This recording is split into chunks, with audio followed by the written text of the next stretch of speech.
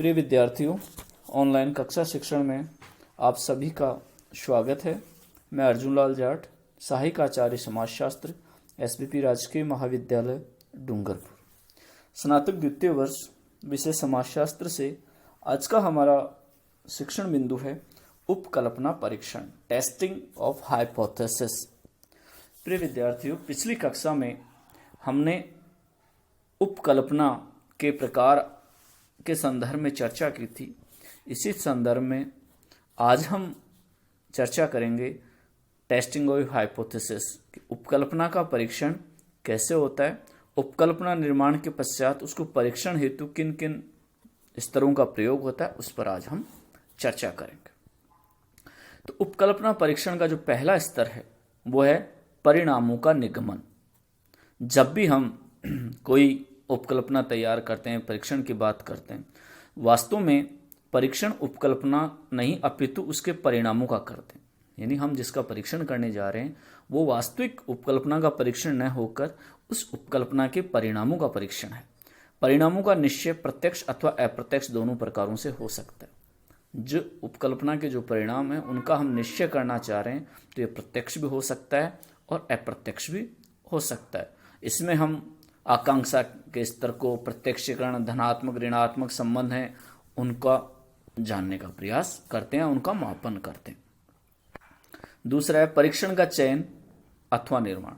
जब हमने परिणामों का निश्चय कर लिया उसके पश्चात हम एक ऐसी विधि और उपकरण का चुनाव करते हैं या विधि या उपकरण का निर्माण करते हैं जिनके आधार पर प्रयोग अथवा निरीक्षण करके देखा जा सकता है कि वह बात होती है अथवा नहीं।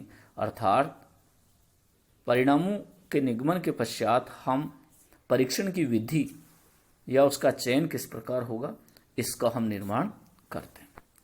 तीसरा इसका स्तर है निदर्शन आकार का निश्चय।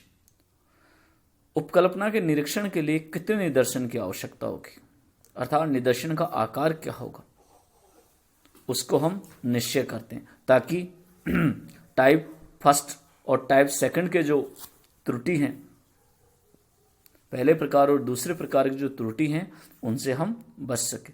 इसके साथ ही निदर्शन के वितरण की भी जांच कर लेते हैं और वितरण सामान्य है अथवा वक्रीय, अर्थात सामान्य या वक्रीय कौन सा निदर्शन का हमारा चुनाव हुआ है इसको भी हम जांच लेते हैं। तीसरा स्तर है प्रयोग अथवा अवलोकन। प्रयोग अथवा अवलोकन का जो स्तर है हम ये इस स्तर पर हम ये जानने का प्रयास करते हैं कि उपकल्पना की पुष्टि के लिए आंकड़ों का जो संकलन किया है उसको हम जानने का प्रयास करते हैं। किस किस प्रकार के आंकड़े हैं, कौन कौन से तरह से एकत्रित हुए, उनको जानने का प्रयास करते हैं।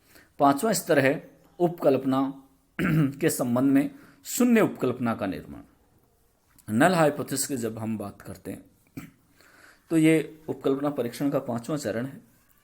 सांख्यिकी के आधार पर उपकल्पना के परीक्षण के लिए पूर्व में ली गई अनुसंधान उपकल्पना को शून्य उपकल्पना में परिवर्तित कर लेते हैं। जब हम इसका स्टैटिक्स टेस्ट करना चाहते हैं तो हमने जो पूर्व में उपकल्पना ली उस उपकल्पना को हम नल हाइपोथेसिस या शून्य हाइपोथेसिस के अंदर परिवर्तित कर लेते हैं। अगला चरण है सांख्यिकी परीक्षण का चुनाव। शून्य उपकल्पना के निर्माण के बाद हम उचित सांख्यिकी परीक्षण या प्रविधि का चुनाव करते हैं। इस बात का निश्चय करते हैं कि ली गई उपकल्पना के परीक्षण के लिए प्रचल अथवा अप्रचल प्रविधियों में से कौन सी विधि उपयुक्त होगी और कौन सा परीक्षण उपयुक्त होगा। अर्थात जब हमने नल हाइपोथेसिस, शून्य हाइपोथेसिस का निर्माण कर लिया तो अब कोई सांख्यिकी विधि का चयन करना होगा। कौन सी सांख्यिकी विधि हमारे अनुसंधान संगत है, कौन सी नहीं है, इसका स्तर हम यहाँ तय करेंगे। अगला चरण है सार्थकता का स्तर।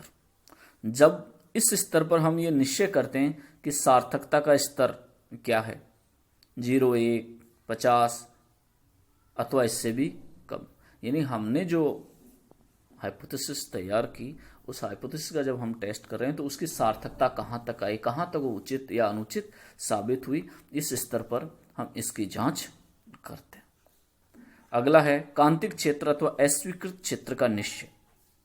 सार्थकता स्तर के निर्धारण के पश्चात इस बात का अनुमान लगाते हैं कि निरीक्षणों का वितरण किस रूप में प्राप्त होगा तथा एक पुच्छीय परीक्षण में अथवा दो पुच्छीय परीक्षण के आधार पर वितरण चक्र के अस्वीकृत क्षेत्र का निश्चय किया जाएगा।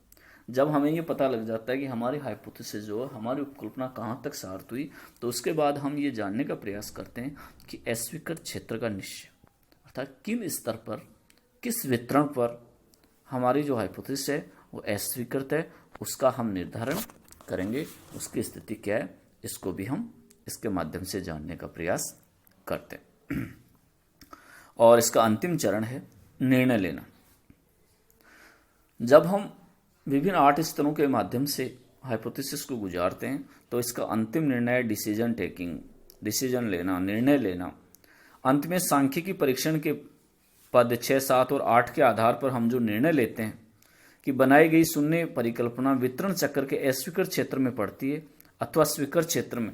इस प्रकार शून्य उपकल्पना के स्वीकार अथवा अस्वीकार होने के पश्चात प्रारंभिक अनुसंधान उपकल्पना को स्वीकार अथवा अस्वीकार कर देते हैं।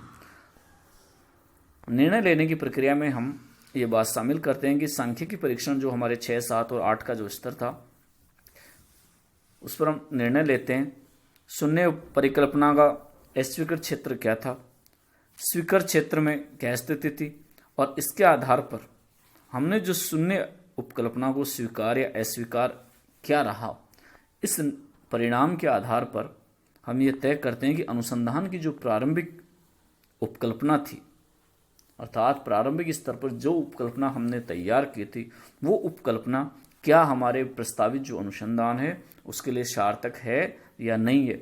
इस आधार पर हम उपकल्पना को स्वीकार या अस्वीकार कर देते हैं। ये उपकल्पना के 9 चरण हैं और इन 9 चरणों के माध्यम से उपकल्पना का परीक्षण होता है। इस परीक्षण का जो अंतिम निर्णय लेने का चरण है इसके आधार पर तय होता है कि जो प्रस्तावित अनुसंधान है उस अनुसंधान में हमारे प्रस्तावित उपकल्पना स्वीकार्य है या अस्वीकार्य है। तो प्रिय विद्यार्थियों, आज की कक्षा में हमने उपकल्पना का परीक्षण कैसे करेंगे, टेस्टिंग और हाइपोथेसिस की हमारी जो प्रक्रिया थी उसके जो चरण हैं, स्तर हैं, उनके बारे में हमने चर्चा की। निश्चित रूप से ये कक्षा आपके लिए लाभदायी सिद्ध होगी, ऐसी मैं आशा करता हूँ। धन्यवाद।